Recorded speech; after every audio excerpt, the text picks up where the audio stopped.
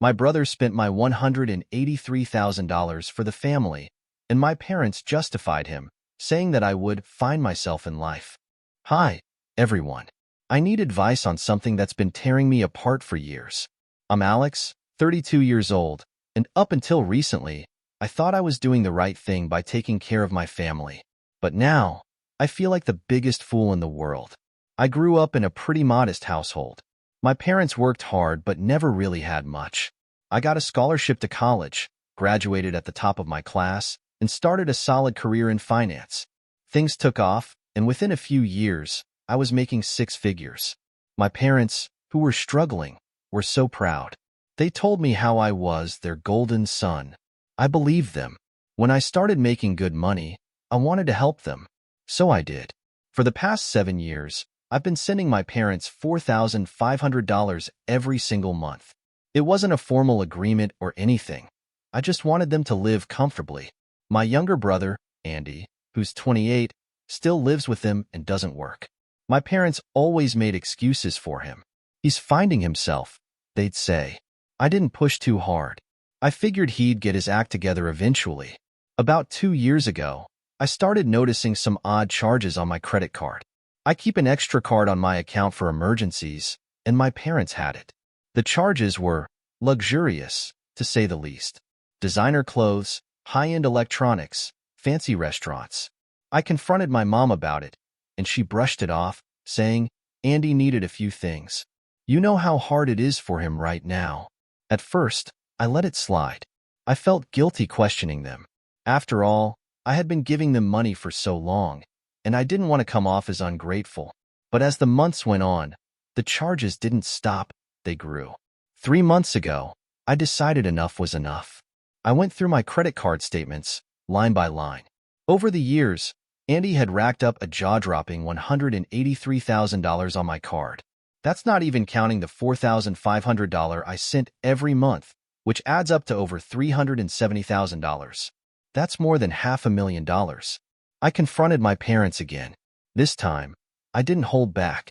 I demanded answers. My dad looked uncomfortable, but my mom? She doubled down. He's your brother, Alex. Family takes care of family. You have the money, don't you? I was floored. It wasn't just the money. It was the entitlement. Andy, who was sitting on the couch during this conversation, didn't even look up from his phone. He just muttered, "What's the big deal? You're rich." That was it for me. I told them I was cutting off the credit card immediately and that the monthly payments were going to stop too. My mom started crying, calling me selfish, saying I was abandoning them. Andy scoffed and walked out of the room. Here's where it gets worse. A week later, I got a call from my bank. My parents had tried to open a new credit card in my name. I was livid. I confronted them again, and this time, my dad finally admitted it. We were just trying to keep things going, Alex. You've always been the provider. I felt like my entire world had flipped. I realized they didn't see me as their son. They saw me as their ATM. Andy wasn't even trying to find himself. He was freeloading off me while my parents enabled him. I told them I wanted nothing to do with them until they paid back what they owed. My mom screamed at me, saying I was cruel and heartless. Andy texted me later that night. You're a piece of S*** for turning your back on us. It's been a month since I cut them off completely. I've blocked Andy on everything, and my parents only have my email, which I rarely check now. I've been going to therapy to work through the guilt and betrayal, but some days are harder than others. I keep asking myself, did I do the right thing? Should I have handled this differently? They're my family, and despite everything, I still love them. But how do you come back from something like this? Is there even a way to fix it? Anyway, I'm writing this because I'm at a crossroads. I don't know if I should give them another chance, or if I should keep my boundaries firm. Has anyone else dealt with something like this? How do you move on from betrayal, especially when it's from the people who are supposed to love you the most? Hi, everyone. I thought things couldn't get worse after cutting off my family from my financial support, but life had other plans. I'm Alex, the same guy who spent years sending his parents $4,500 a month, only to find out my younger brother Andy racked up $183,000 on my credit card. Cutting them off was supposed to bring me peace, but instead, it led to something much darker. A few weeks after I had shut down their access to my credit cards and stopped the monthly payments, I got a call from my bank. They told me there had been an attempt to process a transaction for $98,000. My stomach dropped. I didn't recognize the vendor, a high-end jewelry store in New York City. When I told them I hadn't authorized the charge, the bank flagged it as suspicious and froze the account immediately. I was furious. How could this be happening again? I had already canceled all the cards I gave my parents, but I hadn't considered they might find another way to exploit my finances. I reached out to my parents immediately, and my mom picked up. Her voice was calm, almost unnervingly so. She denied knowing anything about the charge. "Why would we do that, Alex? You already took everything away from us," she said, her tone dripping with guilt-tripping sweetness. Not convinced, I decided to dig deeper. I requested a full account history and a breakdown of recent charges from my bank. That's when I discovered the real scope of the problem. It wasn't just the $98,000 transaction. Over the past 6 months, while I was still sending them money, an additional $85,000 had been spent at luxury hotels, on international tours, and lavish meals. My parents and Andy had been living it up while I was working 60-hour weeks to support them. At this point, I knew I couldn't just rely on their word. I started piecing together what had happened by reaching out to the hotels and restaurants listed in the charges. Many of them confirmed that the bookings were made under my brother's name or with my parents' contact information. One hotel manager even told me they'd stayed in a penthouse suite for a week, racking up a bill of $12,000. I felt sick. When I confronted my family again, things took an unexpected turn. This time, it wasn't just excuses and guilt trips. I saw another side of them entirely. My mom snapped, accusing me of being a control freak who wanted to micromanage how they lived. Andy chimed in, saying, "It's not like you're struggling, Alex. Why does it matter how we spent it?" The audacity of their responses left me speechless. But it didn't stop there. A few days later, I started receiving strange calls from unknown numbers. One man claimed to be a debt collector, saying I owed $45,000 for a loan I'd supposedly co-signed. I told him I had no idea what he was talking about, but he insisted I was listed as a guarantor. Panicked, I pulled my credit report, and sure enough, there it was, a loan taken out 3 months earlier. I immediately knew who was behind it. My parents had forged my signature to secure the loan, likely to cover some of their reckless spending. I filed a police report, something I never thought I'd have to do against my own family. I was hesitant, but I knew I had no choice. This wasn't just about money anymore. It was fraud. The fallout was swift. When the police contacted my parents, my mom called me in hysterics. "How could you do this to us?" she screamed. "We're your family." My dad stayed mostly silent, but Andy was livid. He left me a voicemail calling me every name in the book, blaming me for tearing the family apart. As if things couldn't get worse, I discovered another shocking detail during the investigation. Andy had used some of the stolen money to fly his new girlfriend, Chloe, to Europe. Chloe, who I had never met, turned out to be a 22-year-old Instagram influencer with a taste for the finer things in life. They had stayed in 5-star hotels, gone on private yacht tours, and even posted about their once-in-a-lifetime experiences online. Seeing those pictures made my blood boil. My hard-earned money had paid for their fantasy lifestyle. I reached out to Chloe directly, hoping she might shed some light on Andy's behavior. To my surprise, she was completely unapologetic. "Andy told me you were fine with it," she said nonchalantly. "He said you were helping out because he was starting a business." A business? This was the first I'd heard of it. Chloe even mentioned that Andy had been telling people I was a millionaire who loved spoiling my family. This whole situation has shattered me. I've cut off all contact with my family, filed legal actions to protect myself from further fraud, and even had to hire a lawyer to clean up my credit. I'm left questioning how I let this happen and whether I missed the signs earlier. The betrayal is almost unbearable, but what hurts the most is knowing that the people I trusted the most saw me as nothing more than a means to an end. If anyone has been through something like this, how do you rebuild trust? Not with others, but with yourself? How do you stop blaming yourself for letting it happen? I'm trying to move forward, but every time I think I've left it behind, something new comes up and I'm back to square one. Hi everyone. I've posted here before about my ongoing issues with my family, and honestly, I'm still trying to process everything. After discovering the extent of the financial abuse, $183,000 on my credit card, another $85,000 spent on luxury vacations, and a failed $98,000 transaction, I decided to confront my family directly. What I thought would be a conversation turned into one of the most disturbing experiences of my life. It started with a phone call to my mom. I had gone over every charge, every transaction, and had proof that a lot of it was frivolous spending. When she answered, I skipped the pleasantries and went straight to the point. Mom, I said, I need you to explain how $85,000 was spent on hotels, tours, and meals when I've been sending you $4,500 a month. And what was the $98,000 charge attempt for? Her response floored me. Alex, why are you making such a big deal out of this? It's all for the family. For the family? That line hit me like a slap in the face. I reminded her that the money I sent was for their basic living expenses, not luxury vacations. She didn't even sound apologetic. Instead, she turned defensive. You don't understand how hard it's been for us, Alex. Your father and I wanted to treat ourselves for once. And Andy, well, he's still figuring things out. Isn't that what family is supposed to do? Support each other? Support each other? I had been supporting them for 7 years while they drained me dry. I tried to stay calm, but my voice cracked as I asked, what about the credit card? What about the $183,000 Andy spent? He's 28 years old, Mom. He doesn't work, and instead of pushing him to be responsible, you've let him use me like a piggy bank. She sighed, as though I was the unreasonable one. Andy's your brother. He's going through a tough time. You're so successful, Alex. What's the harm in helping out? That's when I lost it. The harm, Mom, is that I've been lied to and used.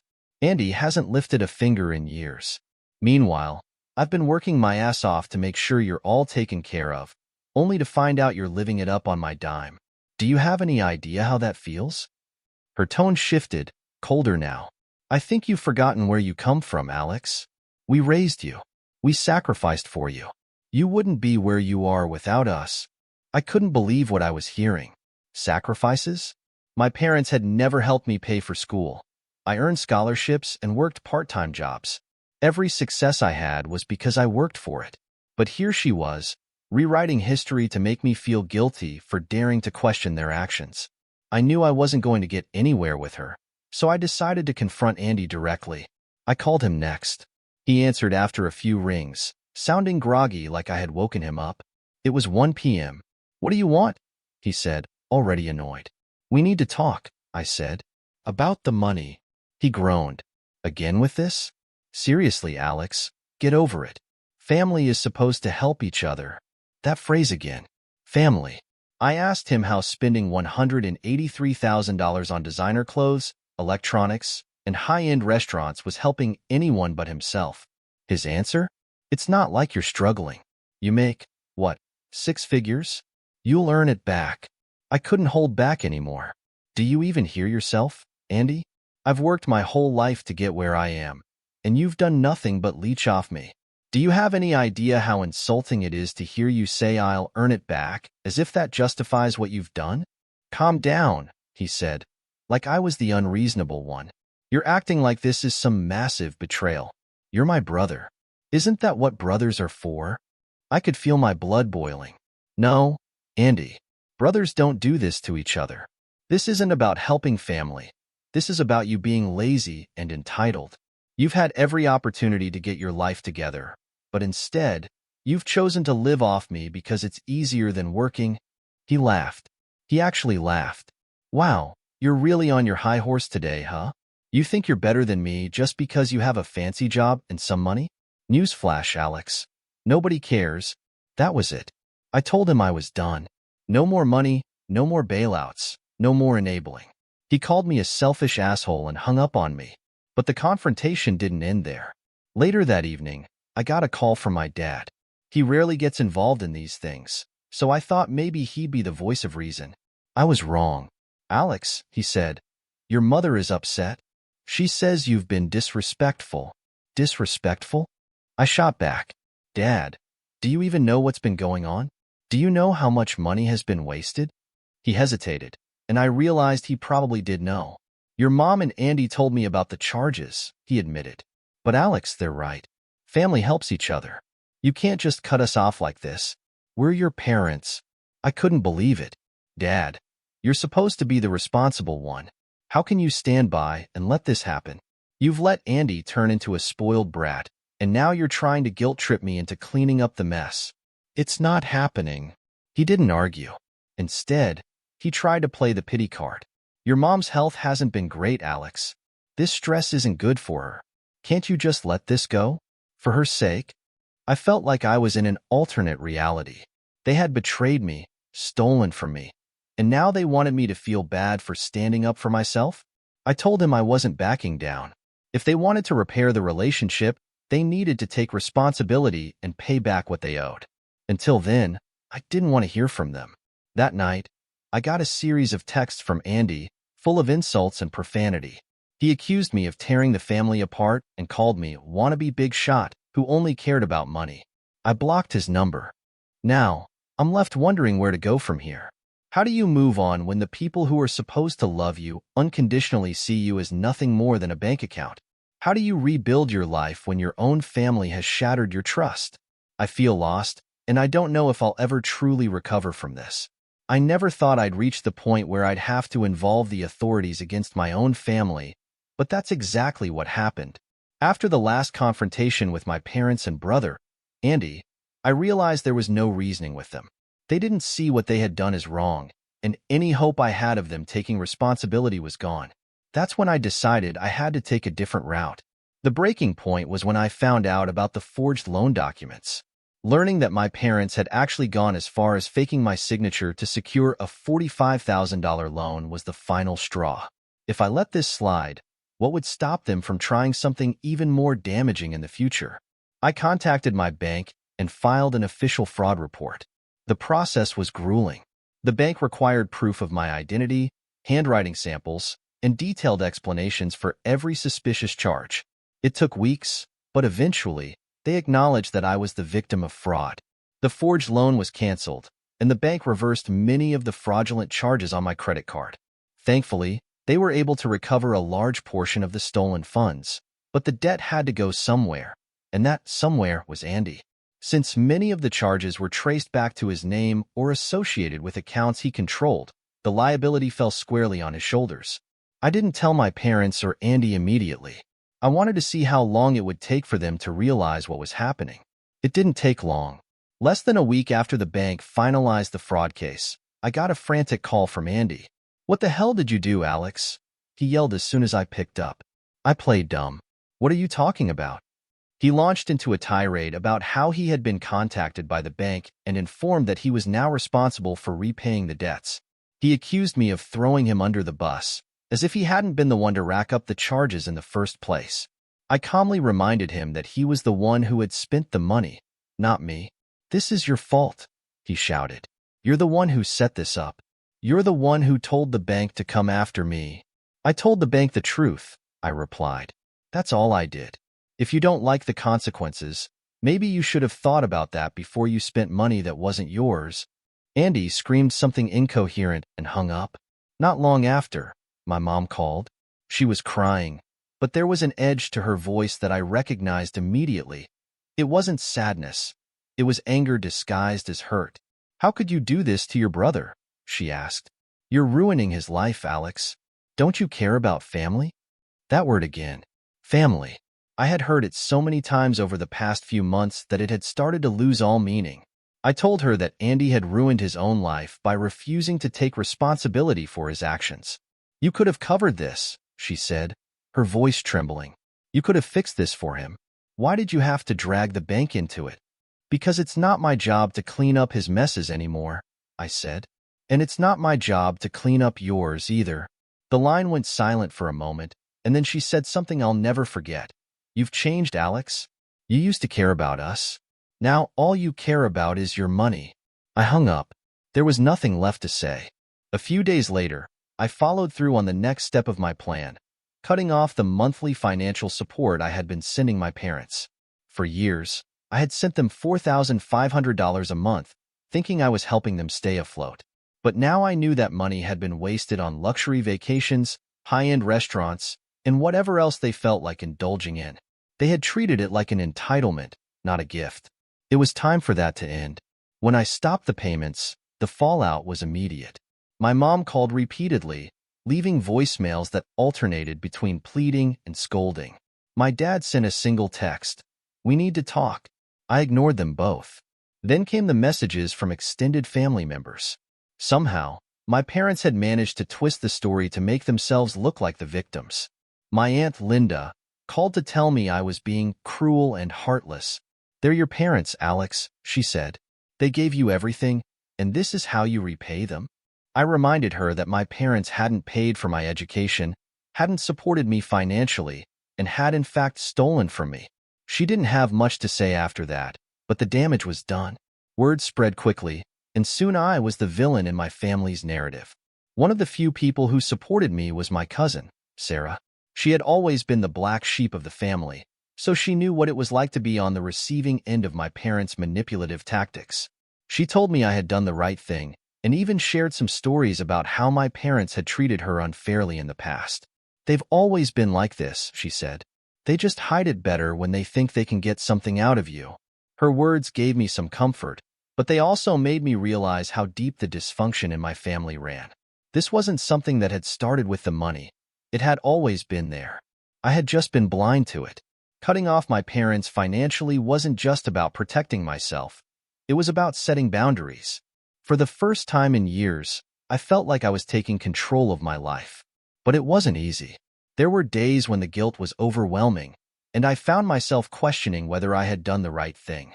One of the hardest moments came when I saw my mom at a family gathering a few weeks later. She barely looked at me, and when she did, her expression was cold. At one point, she pulled me aside and said, "I hope you're happy, Alex. You've destroyed this family." I didn't respond. What could I say? I had spent years trying to hold the family together, only to realize that the foundation was rotten. Maybe it had to fall apart so something better could be built in its place. I'm still trying to figure out what better looks like. Therapy has been helpful, and so has cutting off contact with Andy. But the wounds are still fresh, and I know it's going to take a long time to heal. All I can do now is focus on rebuilding my life and learning to trust again, starting with myself. After cutting off my family financially and filing the necessary fraud reports, the consequences of their actions started to catch up with them. I knew things would be rough for them, but I never imagined just how far-reaching the fallout would be. The situation spiraled in ways I could never have anticipated, and as much as I tried to focus on rebuilding my own life, their descent into chaos kept pulling me back into the fray.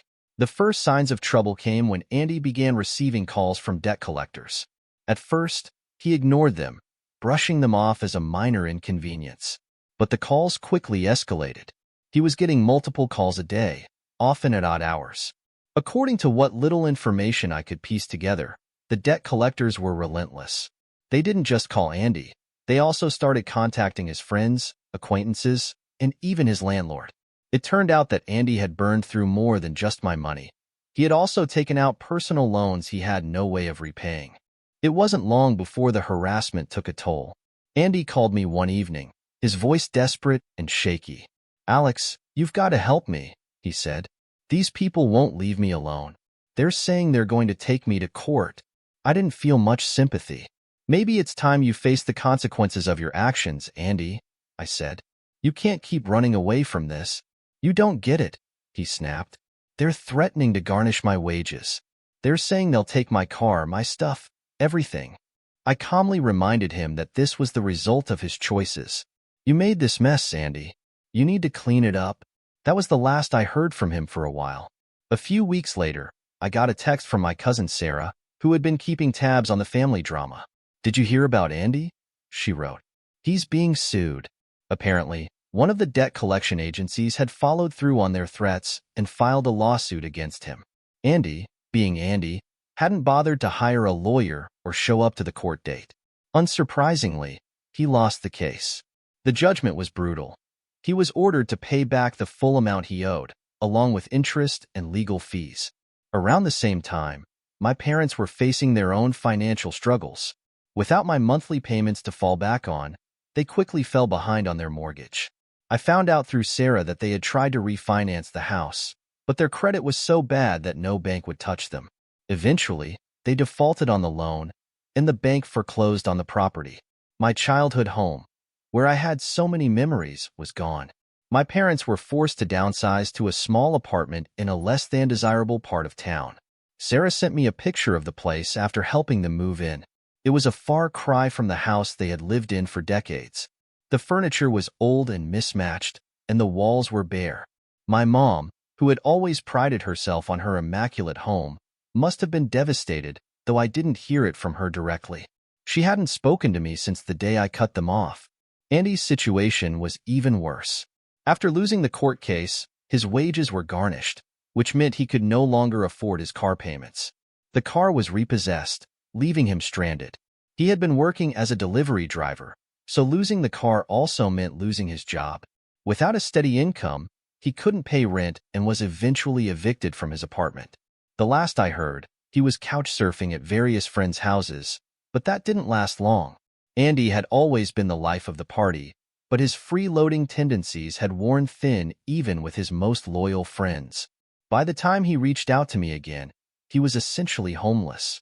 "Alex, I'm sorry," he said during one of his rare moments of humility. "I screwed up. I know I did. But I'm in a really bad place right now. Can't you help me out, just this once?" His words tugged at my heart, but I had learned my lesson. "Andy, I've given you so many chances," I said. "You need to figure this out on your own. I can't keep bailing you out." He didn't take it well. He accused me of abandoning him and blamed me for his current predicament, as if I were the one who had forced him to spend all that money. When the conversation ended, I felt a mix of sadness and relief. Sadness because, despite everything, he was still my brother. Relief because I knew I was finally breaking free of the toxic cycle. My parents, meanwhile, were struggling to adjust to their new reality. They had to give up their membership at the local country club, which had been a major source of pride for them. My mom had to take on a part-time job at a grocery store to make ends meet, something she hadn't done in decades. My dad, who had retired early thanks to my financial support, was forced to look for work again, but his age and health issues made it difficult. Their social circle quickly dwindled. Many of their friends from the old neighborhood stopped reaching out once they realized my parents were no longer financially well off. My mom, who had always been the queen of social events, was now isolated. The same family members who had once criticized me for cutting them off were nowhere to be found when my parents needed help. As for Andy, he became a cautionary tale among our extended family. Everyone knew about his reckless spending and the lawsuit, and nobody wanted to associate with him. He had burned too many bridges and alienated too many people. The last I heard, he was staying at a shelter and trying to find a job, but with his spotty work history and bad reputation, it was an uphill battle. Watching all of this unfold has been both heartbreaking and vindicating. Heartbreaking because, no matter how angry I am at them, they're still my family, and I never wanted to see them suffer like this. Vindicating because it proves that I was right to set boundaries. For years, I was their safety net, their financial cushion. When I finally stopped enabling them, their house of cards came crashing down. I've had a lot of time to reflect on everything that's happened. Part of me wonders if I could have done things differently, but another part of me knows that their downfall was inevitable. You can't live recklessly forever without facing the consequences. I've tried to move on with my life, but it's not easy. The guilt still creeps in sometimes, and I catch myself wondering if I could have saved them from themselves. But then I remind myself that I did everything I could. I gave them more chances than they deserved. At the end of the day, they made their choices, and now they have to live with them.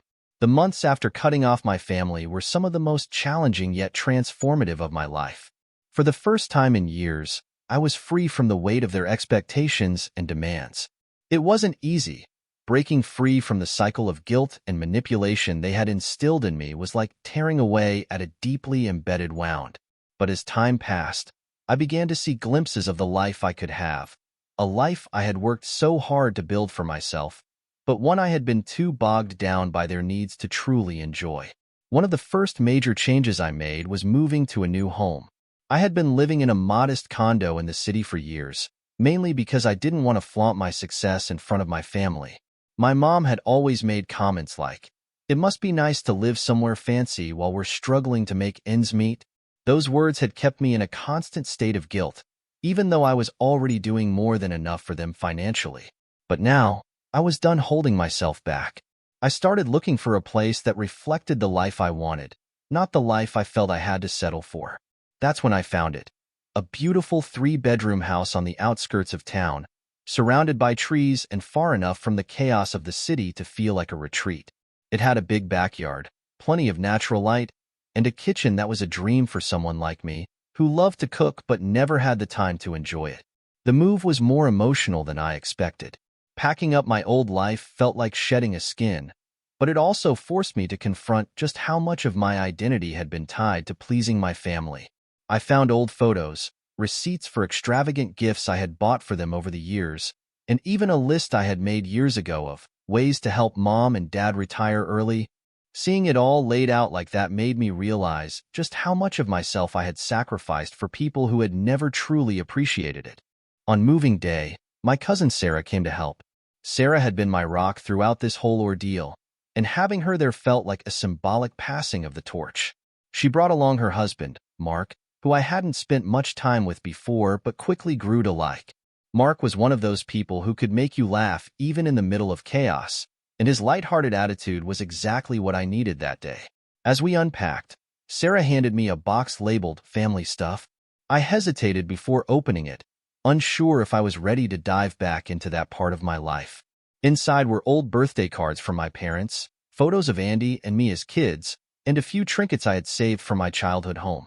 For a moment, I felt a pang of sadness, but then I closed the box and put it in the attic. I wasn't ready to throw it all away, but I also wasn't going to let it define me anymore. With the move behind me, I turned my attention to setting boundaries with my family. I had already blocked Andy on everything, but my parents still had my email.